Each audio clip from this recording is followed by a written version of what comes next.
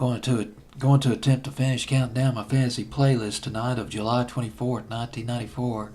How you doing? It's Mr. DJ back at number 3 on my fantasy playlist. This song considered a hallmark rather of I guess I keep thinking of Hallmark and rhyming it with Walmart. Hallmark of 90s alternative rock.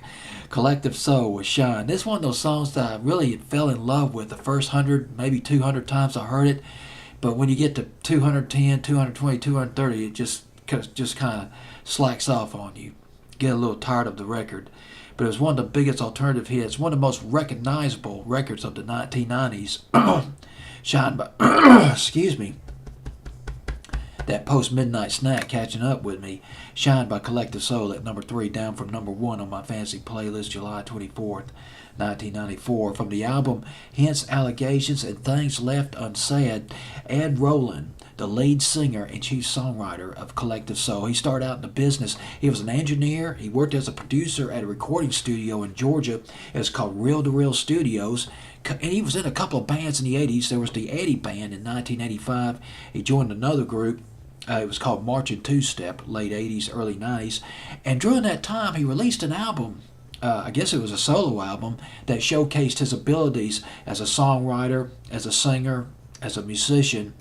But it was released independently. But still not really all that successful in the early 90s. Ed Roland decided to change the name of the group from Marching Two-Step to Collective Soul. Perhaps if they changed it to Collective Soul, then the group might garner more recognition, more interest from the record companies, from the audience, from the clubs. But it just didn't happen. Not at first. As a matter of fact, the group remained unsuccessful. Ed Roland got frustrated. He almost gave up. Dang it, I'm going to quit the music business. It's just not happening. But they made an album called Hence Allegations and Things Left Unsaid. And it was some of this album was really a collection of demos that Ed Roland had made when he was working at the Reel to Reel studio in Georgia back in the 80s. And it was Hence Allegations and Things Left Unsaid. It was released off a record company called Rising Storm in 1993.